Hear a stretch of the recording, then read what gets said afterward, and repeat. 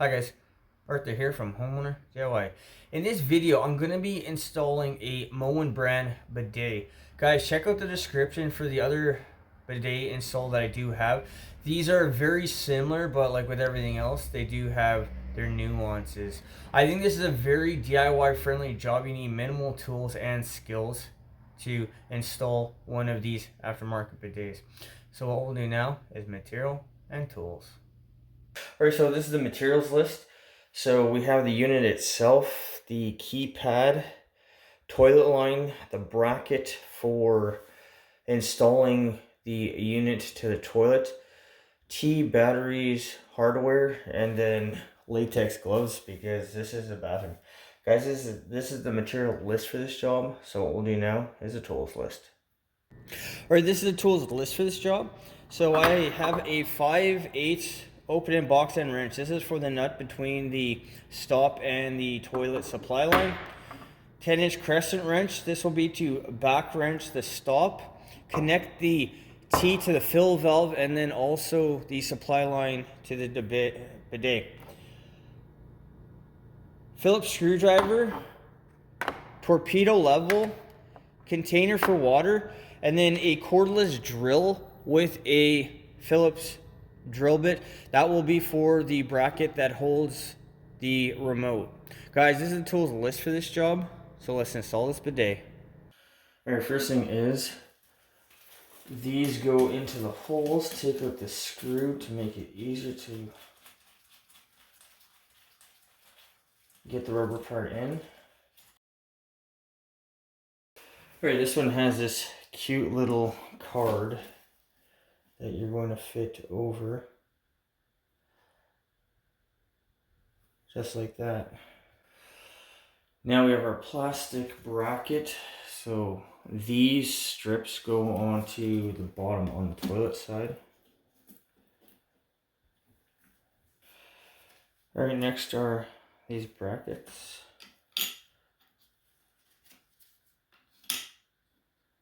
So with the template, you can fold it down, and then these here will go right on the very rim of the bowl.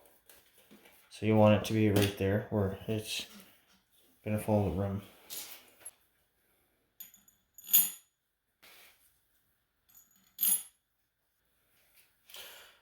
Alright, so make sure that the plastic is right in the cutout. Make sure everything is set where it's supposed to be, and then you can tighten down the bolts.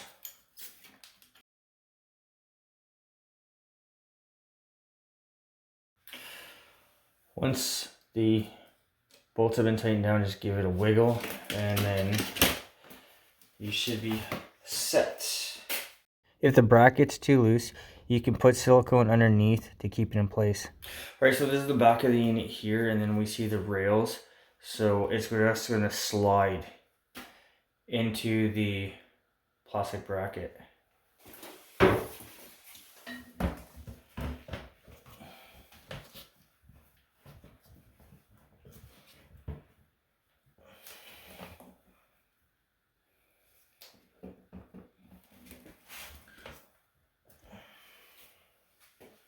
Alright, for the toilet line, we'll put a container under. We're going to shut off water.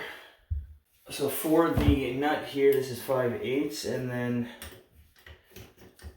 for the stop, I will use a 10-inch Crescent wrench.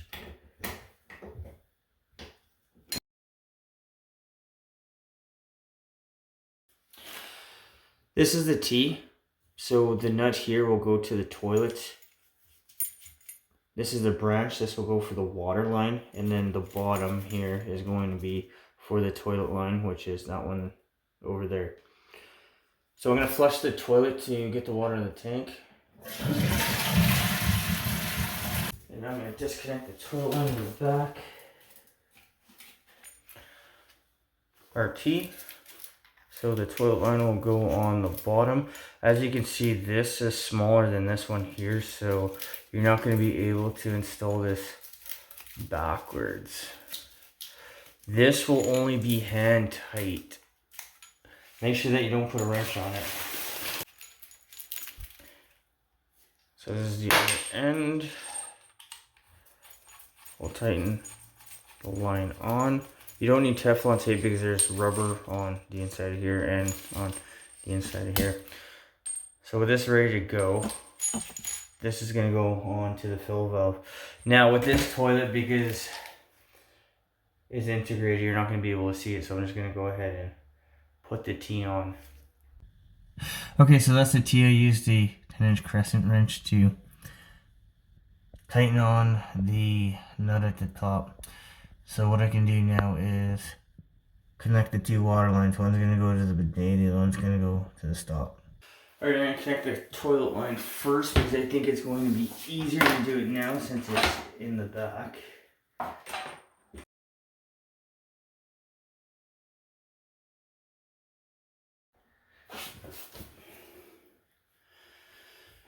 And once again, with a 10-inch Crescent wrench on the back, wrench the stop,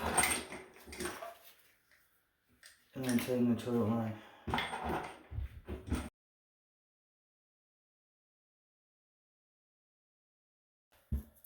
For this here, since you're going metal to metal, you can be fairly aggressive with it. Tighten down the nut until it stops. Now I'm going to tighten the line, the supply line for the bidet. Alright, so the cap can be pulled off. And now the supply line for the bidet can be put on. Now, anytime you're going metal to plastic, be careful that you don't cross thread because the plastic obviously isn't all that strong.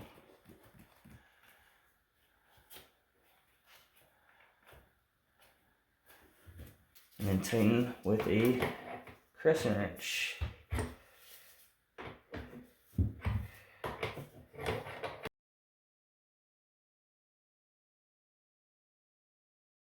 And now the power can be connected.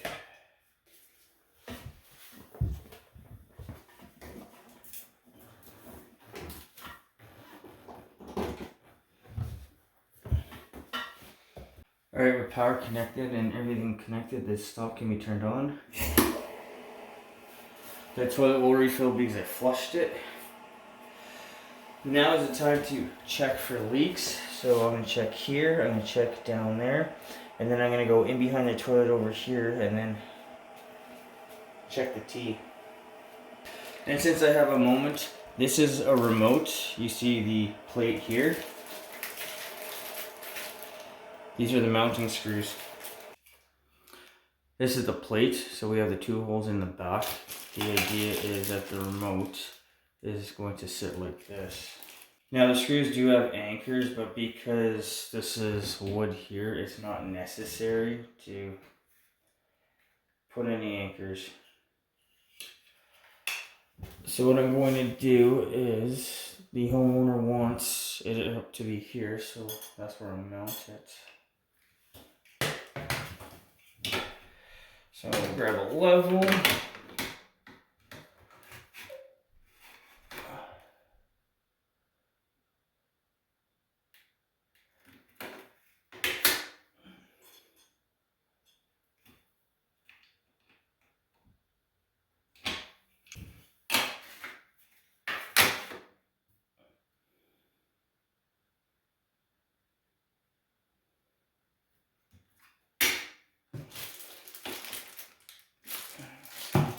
So what I'm going to do is I'm going to put the level straight up to the countertop.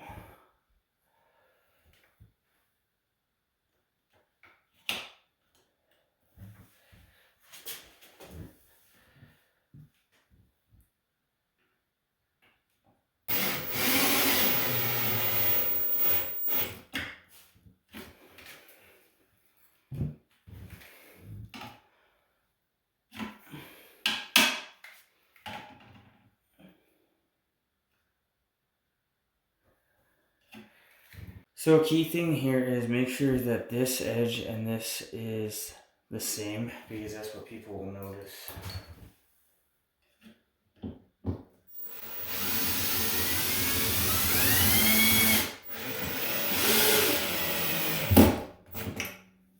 Alright, so put the batteries into the remote, and then you can change lights. I'm assuming these are different settings. Now there's no power going to the outlets, so I'm assuming this thing isn't going to work. But in either case, that will go like that. Oh, doesn't that look cute? Alright guys, so that concludes the job.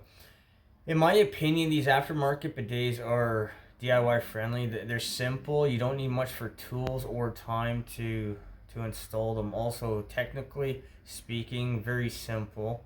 That I don't see why you'll have any problems installing one of these on your own. Now, a couple things to keep in mind here. The homeowner actually wanted me to silicone the bracket that attaches to the toilet down.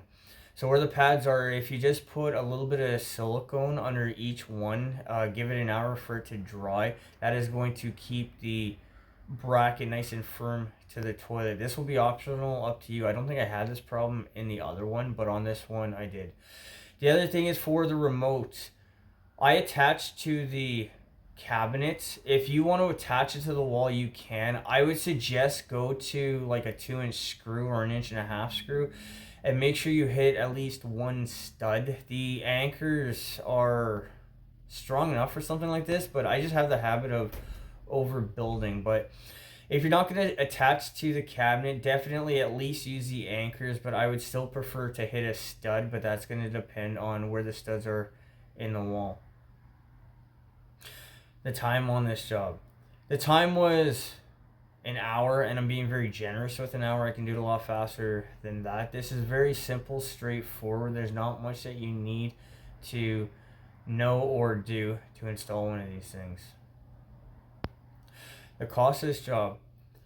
The unit is roughly $800. I mean, it's a very nice unit. It's a Moen, so it is reputable. Like with anything else, I would say go with something that is reputable opposed to something cheaper, but that's entirely up to you. But this unit is in the $800 range. Unfortunately, because there was no power, I wasn't able to actually test it, but later on I did get to see it, and it is actually a very nice unit to have installed. Guys, I hope you enjoyed the video. I hope you learned something. I hope something here is going to help you on your project when you need to go ahead and do that. Guys, till next time, please hit the like button, subscribe, and I'll see you on the next project.